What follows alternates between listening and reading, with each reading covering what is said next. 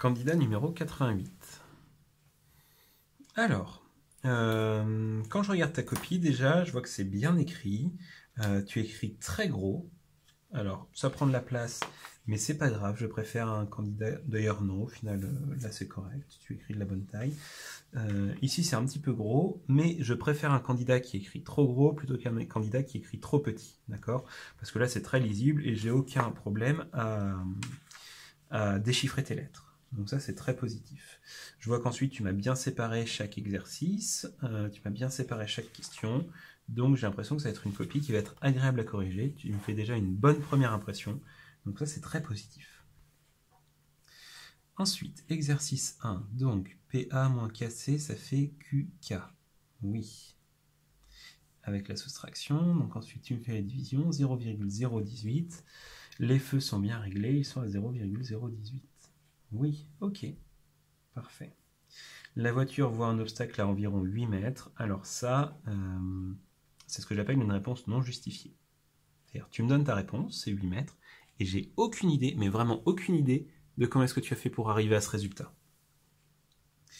Donc une réponse non justifiée, sachant que c'est uniquement la démarche qui est évaluée, bah, ça ne peut pas te rapporter de points. Ensuite, exercice 2, c'est au bout de la deuxième heure que l'eau sera au quart du marnage, puisque 1 douzième plus 2 douzièmes, ça fait 3 douzièmes, soit 1 quart. Super.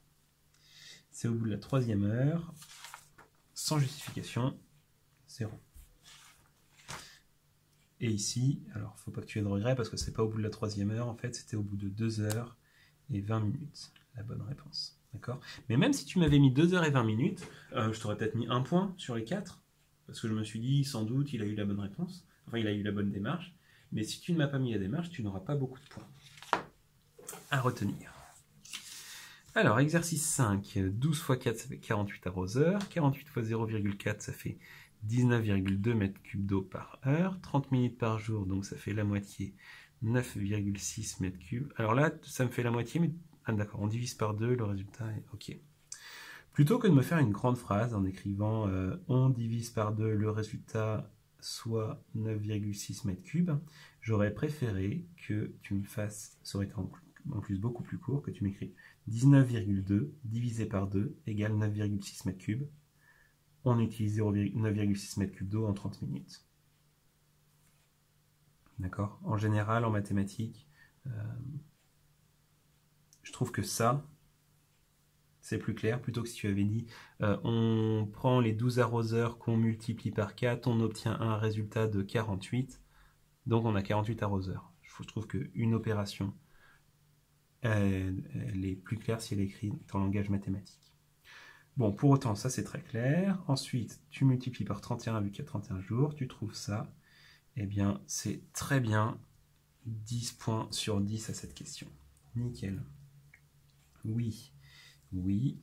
Non.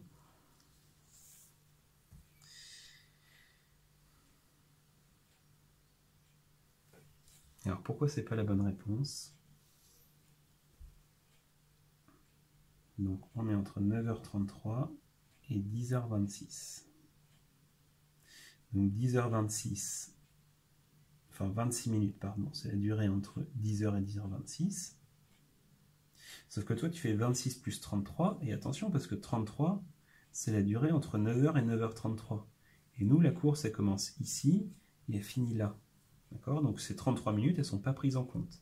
Ce qu'il aurait fallu calculer, c'est combien est-ce qu'on avait entre 9h30... Pardon, je l'écris sur le côté. Ce qu'il aurait fallu calculer, c'est combien de temps est-ce qu'on avait entre 9h33 et 10h. Et ça, la bonne réponse, c'était 27 minutes. Donc il aurait fallu faire 27 plus 26, ça t'aurait donné 53 minutes et ça aurait été la bonne réponse.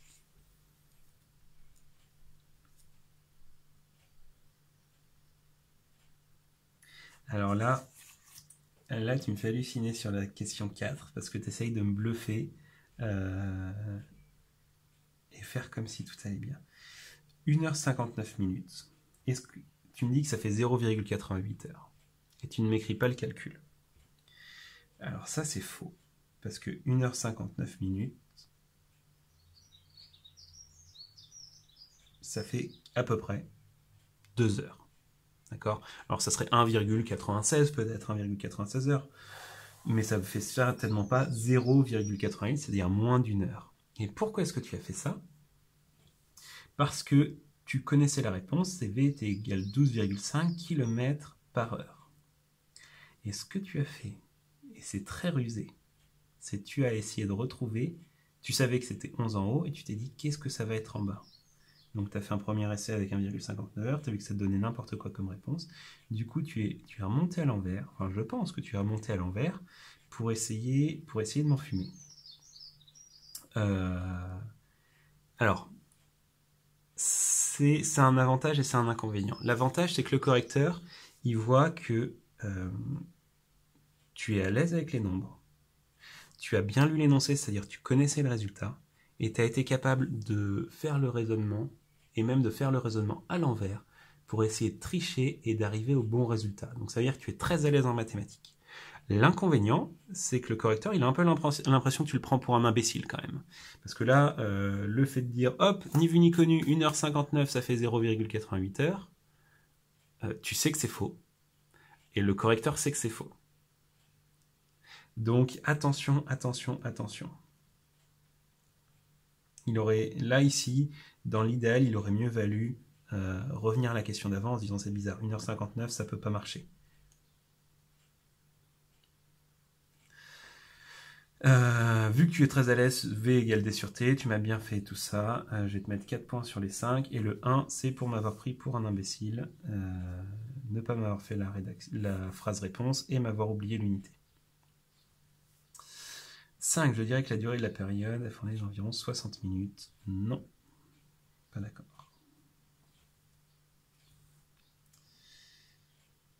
Ok, ça c'est très bien. Ensuite, si tu as oublié de mettre des parenthèses, d'accord? C'est-à-dire que si tu m'écris moins 5 au carré, la calculatrice va comprendre que c'est moins 5 au carré, donc moins 5 fois 5. Tandis que nous, c'est moins 5, et on veut mettre tout ce nombre au carré, donc il faut mettre des parenthèses. Donc la calculatrice, là, elle va comprendre que c'est moins 5 fois moins 5. Donc qu'est-ce que ça va changer? Bah, ici, moins fois moins, ça donne plus, tandis qu'ici, moins fois plus, ça donne moins. Donc ici, il ne fallait pas oublier les parenthèses, et toi, tu les as oubliées. La formule, non, je ne suis pas d'accord. Ça, c'était la formule pour la case B2, alors que moi, je demandais la formule pour la case B3. D'ailleurs, regarde, ici, elle était écrite, cette formule, la formule que tu me proposes. Et cette formule-là, on voit la case qui est cliquée, là, on voit elle est un petit peu plus foncée, c'est la case B2, donc qui correspond au programme A. D'ailleurs, ça correspond à choisir un nombre, soustraire 3 et calculer le carré. Alors que moi, je demandais la case B3, donc la case B3, ça correspondait au programme B. Donc il fallait me faire quelque chose qui était un petit peu similaire, mais pour le programme B. Donc choisir un nombre, c'était B1, le mettre au carré, ajouter le triple du nombre de départ, et ajouter 7. Donc c'était ça la bonne formule. Ici, x-3 plus x au carré. Ah, c'est dommage, regarde ici. Ici, tu me l'avais bien fait, c'est-à-dire tu m'avais mis donc le nombre de départ moins 3, et après tu avais fait l'effort de mettre des parenthèses et un petit carré. Tandis que là, ici, tu as ajouté le carré du nombre de départ. Donc un petit peu dommage. Alors, donc ça, tu avais 0. Ici, je te mets un petit point pour avoir commencé dans la bonne direction. Ici, je vais te mettre 1,5 point pour m'avoir fait une partie juste. Attention, attention, par contre, donc choisir un nombre. Et ensuite, c'est calculer le carré de ce nombre. Et on ne t'a pas dit rajouter le carré de ce nombre. Donc c'est-à-dire le carré, il fallait le mettre directement sur le premier x. Donc la bonne réponse. Ensuite, ajouter 3 fois le nombre de départ et ajouter 7, c'était ça la bonne réponse. Donc, je t'ai mis 1,5 point. Ok. Non, c'est impossible. Eh bien si, c'est possible. C'était pas très facile à trouver, mais c'était possible. Exercice 3, on peut utiliser seulement des carreaux de 10 cm. C'est pas justifié. Donc ça fait 0. C'est dommage, c'est la bonne réponse. 10, 12, 15 et 20, c'est possible. Oui. Alors là, sur les 11, tu as réussi à me trouver toutes les bonnes réponses. Donc je pense que tu m'as fait un raisonnement correct. Je vais te mettre 2 points sur les 4, mais je ne peux pas te mettre plus parce que je ne sais pas ce que tu m'as fait pour de vrai. Ensuite, 1200, tu me calcules donc le périmètre. Donc ça aurait été bien de m'écrire avec une petite phrase, le périmètre, etc. Ensuite, tu divises par 15, ça fait 80. Donc, il y a 80 carreaux bleus qui ont été utilisés. Je vais te mettre 3 sur les 4 et je vais t'expliquer pourquoi. Déjà, au niveau de la rédaction. Alors, au niveau de la rédaction, je ne te pénalise pas trop ici puisqu'il y a 10 points de rédaction à la fin. Là où tu me fais une erreur, c'est que, regarde, quand tu fais calcul, donc, tout le périmètre, tu fais le contour. Donc, et après, tu regardes combien de fois est-ce que tu peux loger 15 cm dans le périmètre. Donc ça, c'est une bonne idée. Sauf que, regarde, si je fais un zoom sur cette partie-là,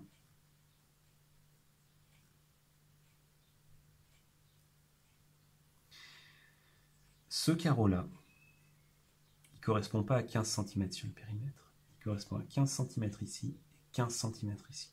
C'est-à-dire que ce carreau-là, il prend 30 cm sur le périmètre. D'accord? Donc, ce qui fait que ton raisonnement, il n'est pas tout à fait correct. À cause des coins. Sinon, tout le reste, c'est bon. Donc, en fait, tu trouves 80. La bonne réponse, c'était 76. C'était pas très très loin, mais c'était pas ça. Donc, c'est pour ça que tu as 3 sur 4, puisque c'était une bonne idée. Mais, tu es tombé dans le piège des coins. Alors, attention, problème de lecture d'énoncé pour cet exercice 4. Alors, c'est vrai que la question, elle était peut-être pas très claire, mais c'est comme ça qu'elle a été posée le jour du brevet. Donc, pour réaliser la figure ci-dessus, cette figure-là, on a défini un motif en forme de losange, donc ça c'est le motif, et on a utilisé un des deux programmes A et B ci-dessous. Donc, soit le A, soit le B. On a utilisé l'un des deux. Donc, la question, c'est déterminer lequel. Ça, c'est une première question, d'accord? Donc, il fallait que tu me dises ici, on a utilisé le programme A, au contraire, on a utilisé le programme B, parce que, donc tu m'expliques, et deuxième question, indiquer par une figure à main levée le résultat que l'on obtiendrait avec l'autre programme.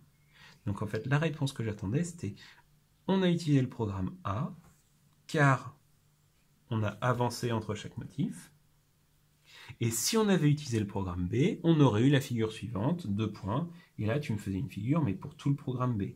C'est-à-dire le motif de départ, on tourne, on refait le motif, et ainsi de suite.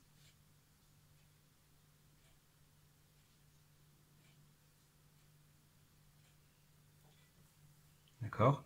Avec répéter 8 fois le motif tourné, le motif tourné, le motif tourné, le motif tourné. Donc là, tu ne me réponds pas à la question.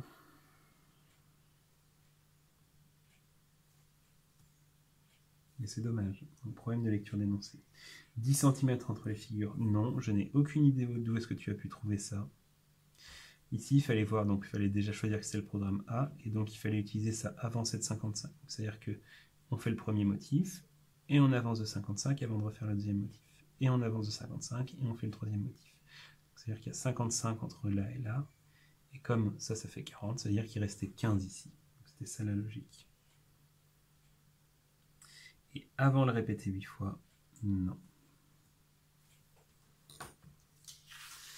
Alors, au niveau de la rédaction, donc on a dit que c'était bien écrit, c'était bien présenté. Au niveau du français, il y a des petites erreurs, mais c'est pas catastrophique. Là où tu vas perdre des points, c'est au niveau de la rédaction, puisque il y a plusieurs fois où tu écris de m'écrire les opérations, ou au contraire, tu oublies de m'écrire les phrases.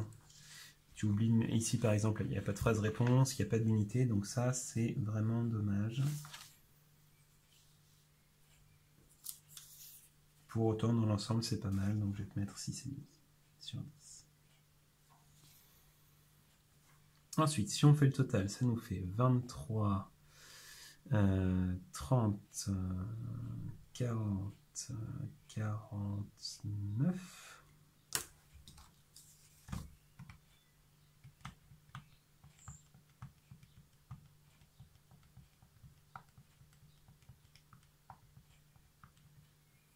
Ok. 49 sur 100, donc tu es très proche de la moyenne. Et comment est-ce que tu vas pouvoir faire pour passer la moyenne? Il va falloir que tu